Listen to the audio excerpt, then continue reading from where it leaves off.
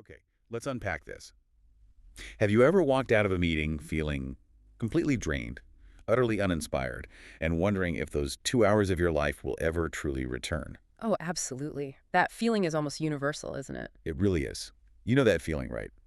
That subtle dread when a new calendar invite pops up, promising another hour or two of what often feels like, well, unproductive conversation. Yeah, and often leaving you more confused than when you started. Exactly. You are absolutely not alone in that experience. This is a huge pain point in the business world, a kind of collective groan, isn't it? Definitely. Meetings are frequently described as one of the most painful, most frustrating problems in our professional lives.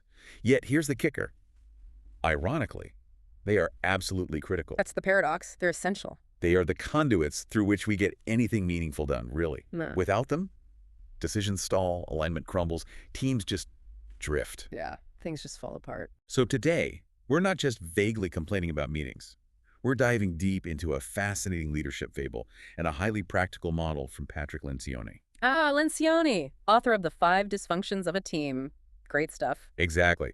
The book we're looking at is called Death by Meeting, and our mission today is to extract the most important, most impactful insights from this work. It's a great read because it combines that story element with a really actionable framework. Right. It's designed to help you, listening right now, transform your own meeting experiences from those soul-crushing staph infections, as he calls them. He really calls them that, staph infections. He does, Yeah. into dynamic, productive sessions. So get ready to fundamentally rethink everything you thought you knew about those dreaded calendar invites. We're essentially giving you a shortcut here. Yeah, a shortcut to understanding how to turn them into your competitive advantage. And what's truly fascinating here, what Lencioni makes so clear, is that meetings themselves aren't inherently bad. That's a key point. In fact, he argues they're the closest thing leaders have to, say, an operating room or a playing field.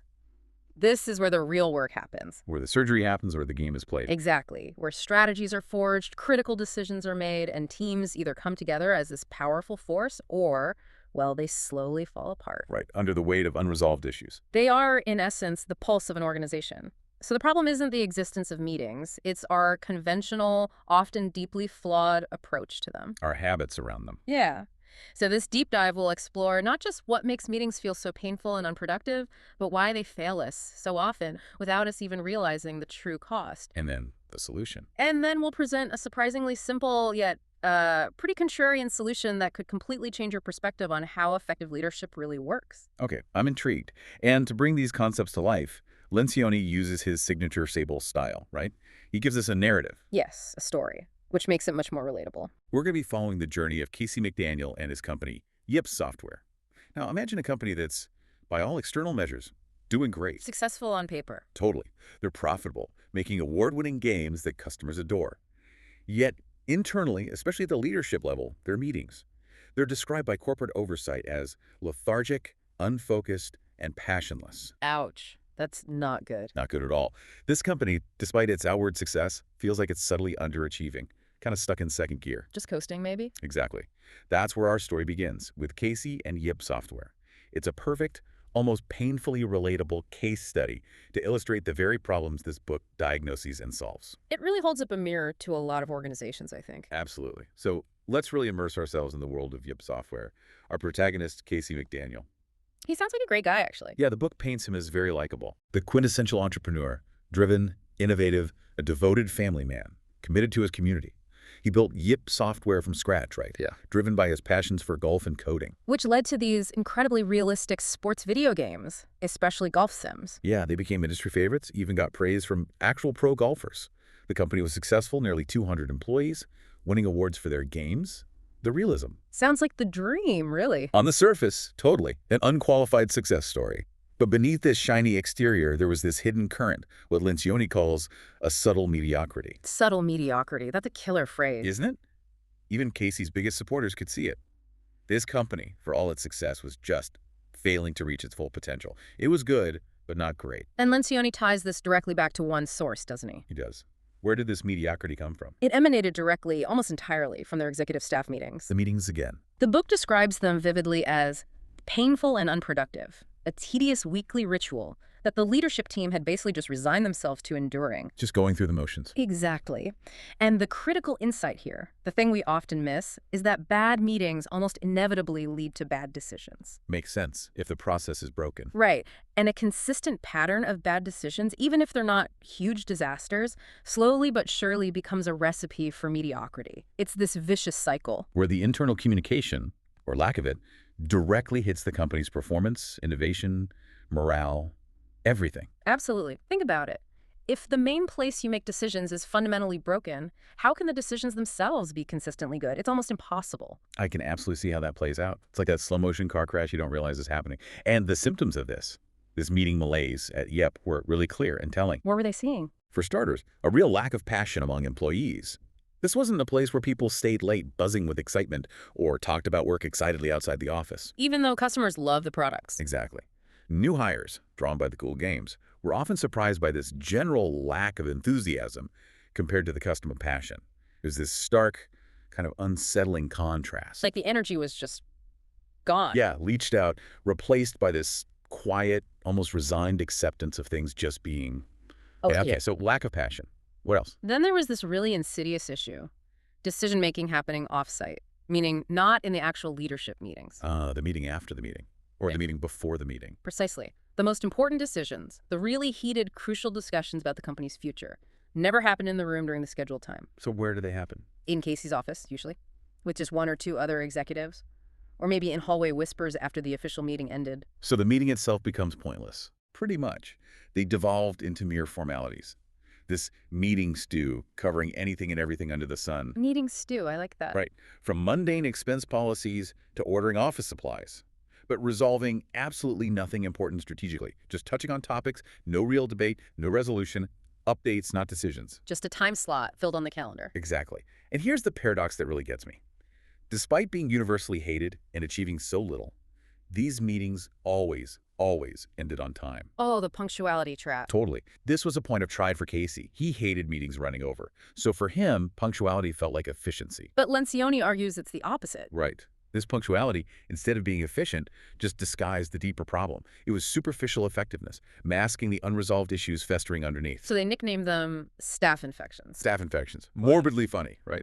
The insight here, and maybe something for you listening to think about, is that punctuality without purpose is just wasted time on schedule. It's a false economy. You hit the end time, but achieve nothing. What's the real cost? Huge. Exactly. That's such a vivid picture, and sadly way too common. Lencioni connects this back to his model, identifying two fundamental problems that make meetings both boring and ineffective. Okay, what are they? Number one, the lack of drama, or maybe better put, constructive conflict. And number two, the lack of contextual structure. Lack of drama. That sounds counterintuitive for a business meeting. It does at first, but the book states emphatically, meetings are not inherently boring. Think about that. They're about livelihoods, careers, shared goals, real stakes. Stuff that should matter to people. Exactly. Yet we almost universally try to eliminate conflict, which, ironically, is the very thing needed to make any human activity interesting. A movie, a game, a decision. We smooth everything over. Right. Leaders focus on avoiding tension, keeping everyone comfortable, instead of actively mining for constructive ideological conflict. They confuse healthy debate, which is vital for good decisions, with personal attacks. So they starve the meeting of energy. Precisely. And then there's problem #2. The lack of contextual structure, or as Lencioni brilliantly calls it, meeting stew. Meeting stew, love it. It's another huge issue. Most places, like Yep, have just one type of staff meeting. This single meeting tries to cover everything imaginable. Strategy, tactics, admin. High-level strategy, day-to-day tactics, minor administrivia like office supplies, even cultural stuff, all jammed into one session. Which leads to? Total frustration. Because there's no clear context, people don't know. Are we debating, voting, brainstorming? Just listening. It's confusing. It's like trying to watch 5 different TV shows at once. Exactly. Like Sony uses the analogy. Imagine trying to watch Driving Miss Daisy for drama and Everybody Loves Raymond for laughs, plus the news, all simultaneously on 2 TVs. You get information maybe, but it's a muddled, ineffective mess. And you achieve nothing properly. Right. It makes it incredibly hard to get meaningful outcomes for any of those different goals. So these simmering issues at Yip, this quiet mediocrity, they finally boil over. External pressure arrives that forces Casey to face his meeting problem. Enter the antagonist. Sort of. Enter J.T. Harrison, a senior exec from Playsoft, the bigger company that acquired Yip. J.T. wasn't just observing, he was actively, rigorously assessing Casey's leadership. And the meetings were Exhibit A. The smoking gun, as the book calls it. JT sends this incredibly blunt email to Casey. I think I have the quote here. Oh, wow. Yes. I'm having doubts about your ability to run your division effectively. Mostly, it has to do with my visit a few weeks ago. I have rarely seen such an unproductive, uninspired meeting in my career. Wow, no mincing words there. None at all. This wasn't just feedback. It was a direct challenge to Casey's competence. His job, Yip's future, suddenly on the line. And JT wasn't just some random executive, right? He had a specific role. Exactly. We learn later JT Harrison is Playsoft's sort of secret weapon, a troubleshooter, tasked specifically with challenging acquired companies to dramatically improve their performance. So this wasn't personal, it was his job. Right. But the pressure was immense. Wade Justin, Playsoft's CEO, had given JT full confidence in his judgment. This context is crucial. It ramps up the urgency for Casey. It's not just about better meetings anymore, it's survival. It really is. It introduces this high-stakes drama Yip had never really faced before. So just as things are looking really bad, a change happened. Yes, a seemingly minor but critical change. Casey's loyal admin assistant, Gia, goes on maternity leave unexpectedly early, twins, high-risk pregnancy. She has to stop working immediately. Leaves him in a bind. Totally. But his wife, Patricia, has this perceptive idea. Instead of just finding a replacement, hire a different kind of admin. And that leads to? Will Petersen, the son of an old family friend. Will is portrayed as brilliant, analytical, able to create order out of chaos. And his background is super diverse. Psychology, advertising, even film studies. Not your typical admin background. Not at all. Unbeknownst to Casey, this unique blend would be exactly what Yelp needed. A keen observer of behavior and storytelling. And there's another layer to Will, isn't there? Something personal. Yes, and it's handled quite sensitively in the book. It reveals he has a psychological disorder, something like OCD or Tourette's. Which can affect his communication. Right. It can sometimes cause him to make inappropriate or startlingly blunt remarks, especially under stress. And during this key period at Yip, he's temporarily off his medication. So his filter is basically gone. Pretty much. Yeah. This struggle means his blunt observations aren't just intellectual.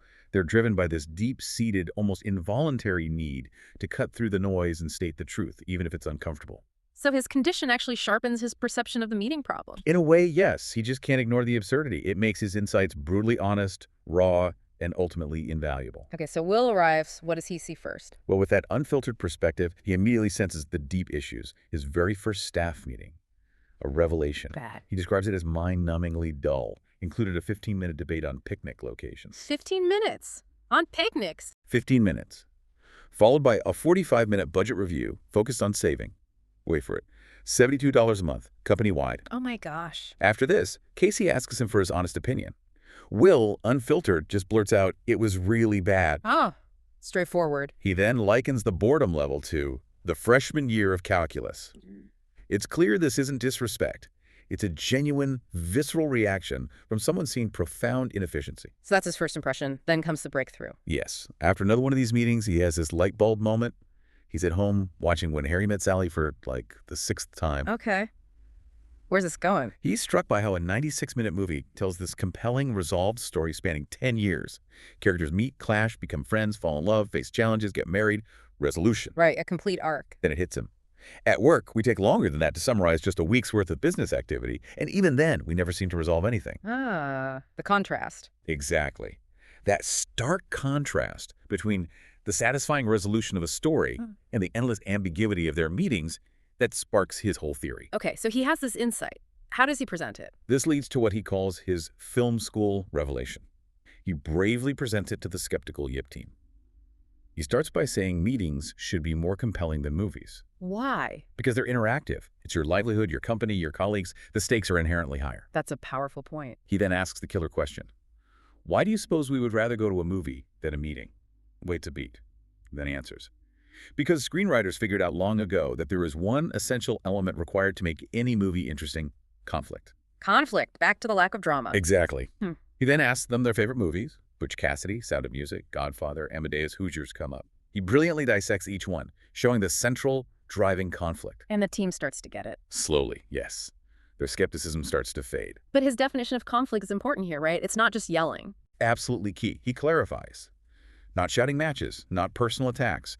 He defines it as an anxious situation that needs to be resolved. Okay, an anxious situation, like what? Could be man versus nature, an internal struggle within a person or organization.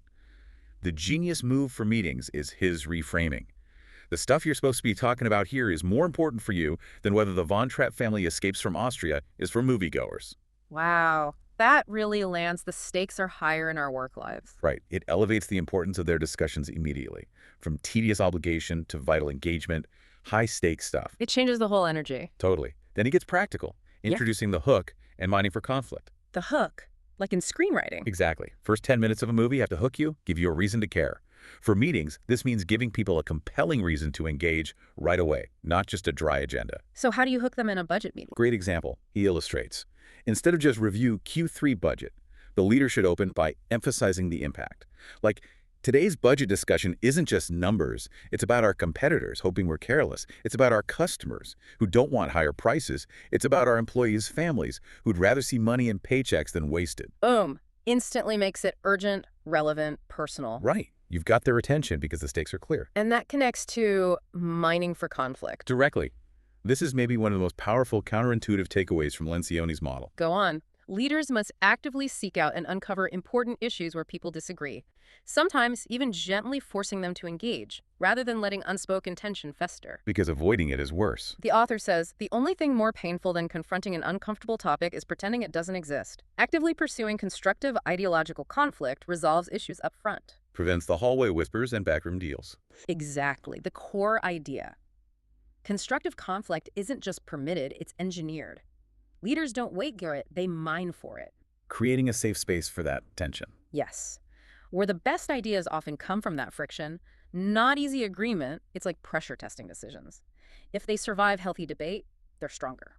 Requires real-time permission from the leader. Precisely. Explicitly saying, debate is good, it's expected, challenge me, challenge each other, that's how we win. It helps people overcome their discomfort. Like saying, I really want to hear different views on this, especially disagreements. Exactly that. Okay, so Will's insight about conflict is huge. It brings energy. But he realized something else was missing from Yip's mess. Structure. He refines his theory, saying the problem isn't too many meetings, which is what everyone complains about, right? Always the complaint, my calendar is full. But the real problem, he argues, is too few types of meetings. Now we're getting to the core of the model. This is where the chaos starts turning into clarity. And he uses that great multimedia analogy to sell it. Right. Tell us about that. He asks the team to imagine if there was only one kind of TV program, just one.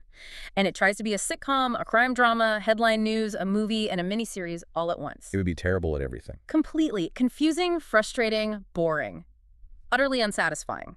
Will argues that trying to do too many different things, strategy, tactics, admin in one weekly meeting, makes them just as ineffective. That really clarifies the meeting stew problem. It does, and it sets the stage for his big proposal. 4 distinct types of meetings, each with its own purpose, format, timing. Addressing Casey's earlier point about needing context, giving each conversation the right container. Exactly. #1.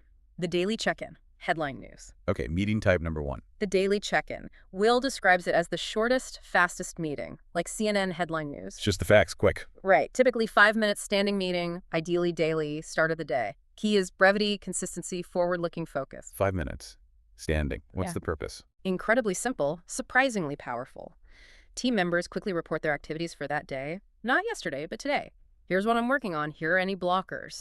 Forward-looking. Yes, this simple ritual avoids confusion, ensures nothing falls through cracks, and crucially, eliminates endless sneaker time. Sneaker time. Yeah, Will jokes about all those hours wasted sending emails, making calls, roaming halls, just to clarify stuff that should have been clear or find out if someone needs help. So the daily check-in saves all that. Dramatically reduces it. Everyone's aligned on daily expectations, roadblocks, priorities in just 5 minutes, builds accountability, shared progress instantly. The insight being, daily clarity prevents daily chaos. You got it. #TacTac2. Oh. The weekly tactical meeting, sitcom crime drama. Okay, type 2. The weekly tactical meeting, Willa calls this the sitcom or crime drama of meetings. Why sitcom or crime drama? Because it's predictable, consistent in format, and should be ultimately satisfying with clear resolutions to immediate problems, like wrapping up the case of the week. Got it. How long, how often? Once a week, focused 45-90 minutes.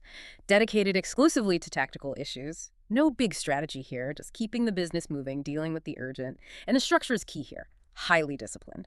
Starts with a lightning round. Everyone gives a 60-second report on their top 2-3 priorities for the coming week. Concise, forward-looking. 60 seconds. Can people do that? Will proves it. He times Tim, the CFO, unprepared, and he nails his priorities in just 37 seconds. Shocked himself. Okay, so lightning round, then what? Then a quick progress review, maybe 5–10 minutes. Review 4 to 6 key metrics: revenue, expenses, product status, key accounts, just a snapshot of organizational health, any red flags. Okay, lightning round progress review. Now the agenda. Here's the game changer. The agenda is not set beforehand. That's different. Totally. Instead, the agenda is created in the meeting, right after the lightning round and progress review, focusing only on the urgent tactical issues that jump out from those updates. Lencioni calls that disciplined spontaneity. Exactly. Ensures discussions are always hyper-relevant to this week's needs, not based on guesses made days ago that might be irrelevant now. Responsive, not rigid. So you're always tackling the most pressing tactical stuff. Right. Prevents wasting time on things that resolve themselves or aren't the top priority anymore. Okay, but what's the biggest challenge with this one? The huge temptation to get sidetracked into long-term strategic issues, it's almost irresistible. Like talking about retirement plans when the house is on fire. Pretty much. Casey himself reflected, trying to deal with strategic issues during the weekly meetings usually means you get distracted and don't deal with any of the short-term issues. That you really need to resolve if you're going to keep the business moving. Leaves both unresolved. Precisely. So the discipline needed is huge.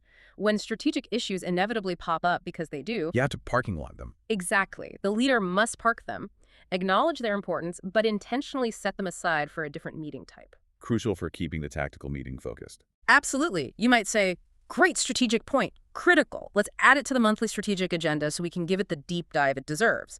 Validates the point. Maintains focus. ###3. The monthly strategic meeting. Feature film. Okay, so you park the strategic stuff. Where does it go? It goes to the monthly strategic meeting. Will's feature film. The main event. Right. Most interesting, most important, often most intense. Held once a month, maybe bi-weekly. 2 to 4 hours long.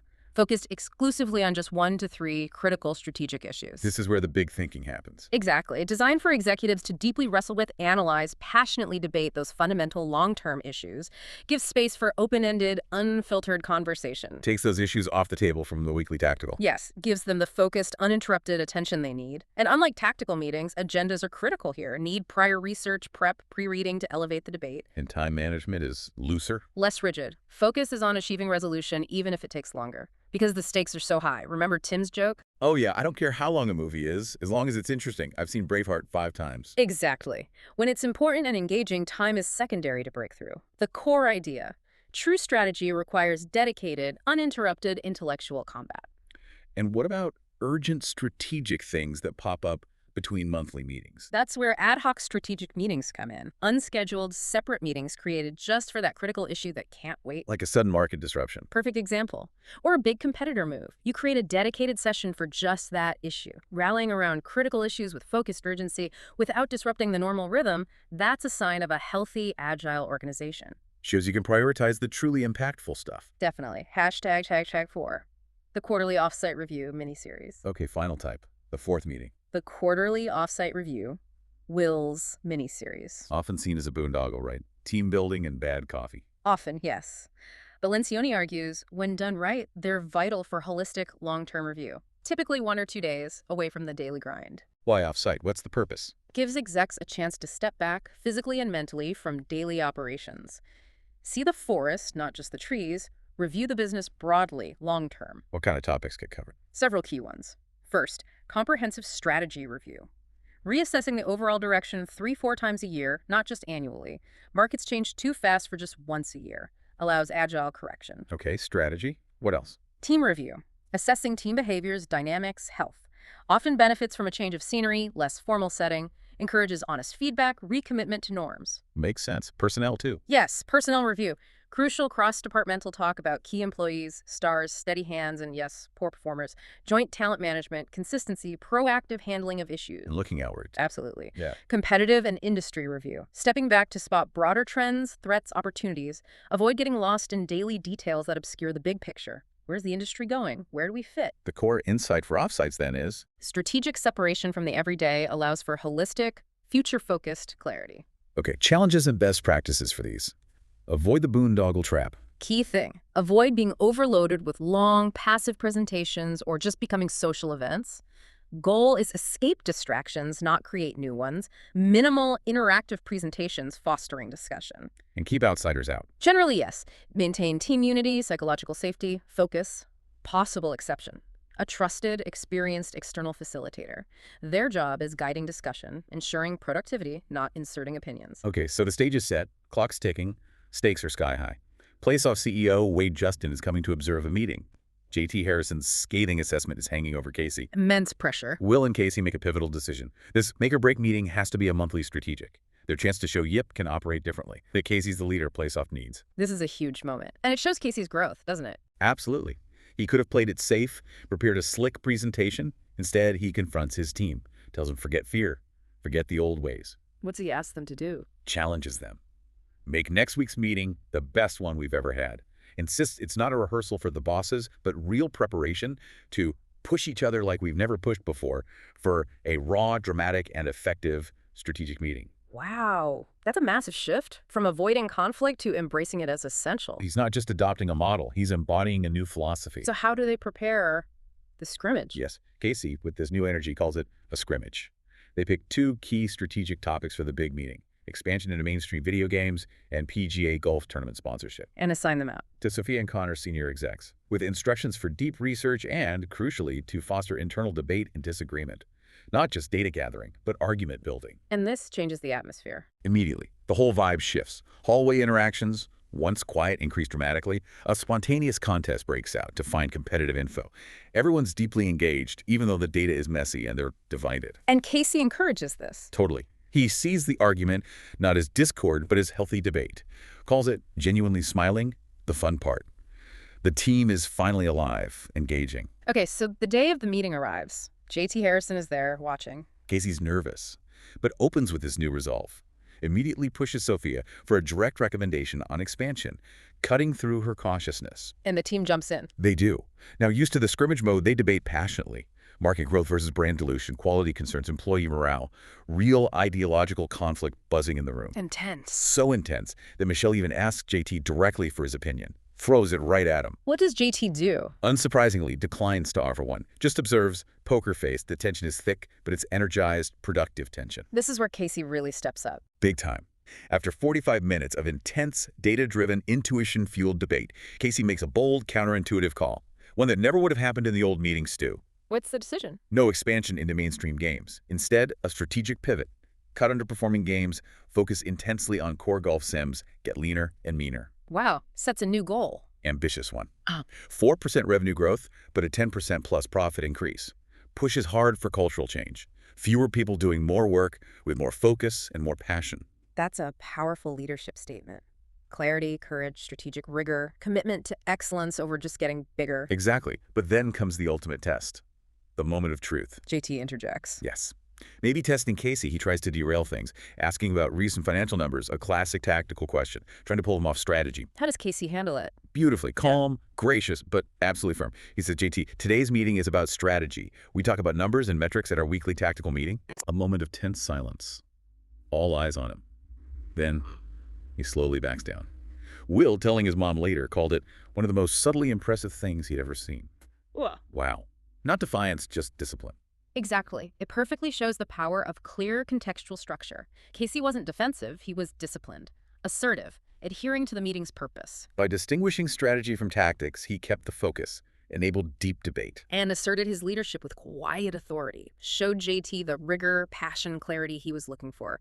A total vindication of Will's model. Sometimes the strongest leadership is saying no to distractions. Absolutely. The insight. Contextual discipline empowers leadership and commands respect. Now, as you've been listening to us lay out these 4 types, daily check-in, weekly tactical, monthly strategic, quarterly offsite, you might be thinking. I know what they're thinking. 4 types? That sounds like more meetings. How does that help? I'm already drowning. It's the natural reaction. Totally understandable skepticism. But the book argues, pretty persuasively, the problem isn't the sheer number of meetings, it's their ineffectiveness. If your meetings are truly staff infections, then yeah, even one feels like too many. A huge waste. But when they're productive, serve a clear purpose, have that drama, they actually become massive time savers. Which leads to Lencioni's concept of sneaker time. Ah yes, sneaker time. Explain that. He calls it the most subtle, dangerous, and underestimated black hole in corporate America. Think about it. We never account for all that sneaker time. What counts as sneaker time? All those hours sending follow-up emails, making clarifying calls, wandering over to someone's desk, having those endless, fragmented hallway chats. All to clarify stuff that should have been sorted in the meeting. Exactly. Issues that should have been resolved efficiently, decisively, with full team alignment in a well-run meeting. This unacknowledged waste is enormous. Silently drains productivity, energy, clarity. So good meetings reduce sneaker time. Dramatically. Effective meetings, using this four-meeting model, cut down that colossal wave of human activity by getting things right the first time. Clarity, alignment, commitment means less need for follow-up chaos. So it's not about doing more work. It's about working smarter, consolidating, clarifying the insight. Bad meetings create more work. Good meetings eliminate it. And did this stick at Yip Software? It did. The system they adopted under pressure, guided by Will, became the new norm. Daily and weekly meetings became productive rituals. Monthly strategic for the deep dives. Exactly, provided that crucial space. And the quarterly offsites, initially viewed with suspicion, became surprisingly productive, energizing. Even the skeptic Matt came around. Admitted with a grin he actually looked forward to them. This whole transformation brought back passion, energy, and ultimately sustainable real results for Yip. Proving that structured, dramatic meetings can genuinely change a company's path, its culture, its soul. Unequivocally. #outro. So wrapping this up, what does this all mean for you, our listener, navigating your own world of meetings? The story of Yip, Casey's struggle, Will's insights. It reveals a fundamental truth. Which is? The pain of bad meetings isn't just an annoyance, a time sink. It has this deep, corrosive impact on morale, decision-making. It compromises success, well-being. It's a silent killer of productivity, innovation, passion. It really is. And Lencioni ends his book with a powerful thought. Improving meetings isn't just about the company bottom line. He says it's a way to positively impact the lives of our people. And that includes us. Think about the ripple effect of a great meeting. Clarity, alignment, engagement, progress. It feels good. It really does. So next time you're dreading a meeting, instead of just passively enduring it, ask yourself, is it lacking drama, that healthy, constructive conflict? Or is it lacking clear context, trying to be that meeting stew, failing at everything? What one change inspired by Casey and Will could you make? Inject a little conflict? Clarify its purpose? Give it the right program, format? Make it more compelling story, less frustrating stew. Exactly. That's the challenge we leave you with. Think about the meetings you attend this week. What kind of program are they trying to be?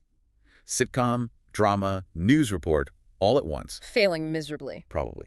And what might happen if you dared to give them the structure, the purpose, and yes, even the drama they deserve. But that's a deep dive for you to take on your own. Starting with your very next calendar invite.